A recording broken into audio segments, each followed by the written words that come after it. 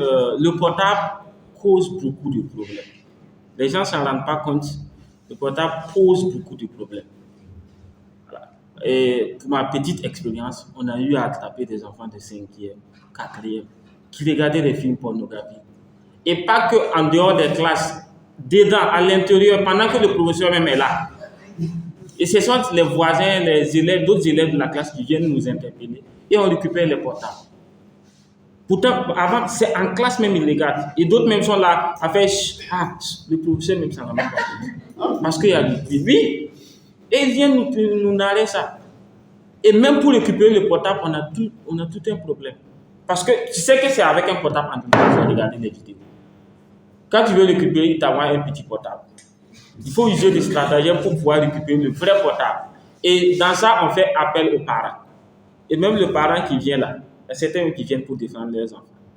Et même pour les avoir au lycée là, c'est tout un problème. Beaucoup de parents ont démissionné. Beaucoup de parents ont démissionné. Pour les avoir même à l'école là, c'est pendant, au moment où ils sont en train de chercher la place, que tu les vois. Un petit exemple, en octobre, à la rentrée, on a des parents qui se sont présentés à l'école parce que l'enfant n'a pas entendu son nom quand on a fait l'appel. Et on vérifie, on se rend compte que l'enfant même est renvoyé. C'est-à-dire, depuis octobre jusqu'en fin d'année, là, il ne s'est même pas préoccupé de voir le bulletin de son enfant.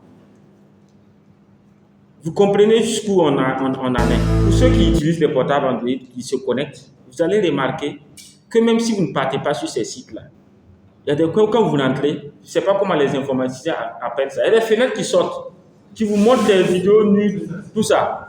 Alors que vous savez que les enfants sont curieux. Nous-mêmes, Ghana l'a parlé, une attention, tu peux cliquer et puis ça te ramène directement sur ces sites. Alors que les enfants sont curieux, ils veulent savoir. Donc, si on ne fait pas ce travail de sensibilisation à la maison, là, ça, avec les portables qu'ils vont, même s'ils n'en ont pas, avec les portables des autres, ils vont trouver des réponses à leurs questions. Donc, le mieux, c'est que soit on prenne nos responsabilités, on le fasse, ou bien on oriente ces enfants vers les structures, des associations qui peuvent les guider. Par exemple, à la BBF, on fait ce travail. Et il y a des parents qui viennent inscrire eux-mêmes leurs enfants. Et c'est ensemble, les enfants discutent avec encadrés par un adulte et sur ces questions. Et ils échangent sans tabou. Entre eux, il y a des trucs qui arrivent à sortir.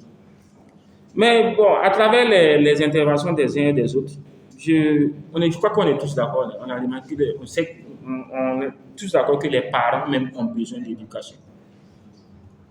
Les parents même ont besoin d'éducation. Si on n'arrive pas à trouver ce juste milieu-là et de responsabiliser les parents pour que les enfants puissent suivre le pas, ça va être vraiment compliqué. Je ne me rends pas compte, c'est vrai, vous l'avez dit, l'éducation d'avant et puis de maintenant, c'est complètement différent. Si tu vas appliquer la rigueur d'avant, ça ne va pas aller. Si tu vas peut-être aller, il faut trouver le juste milieu en fait.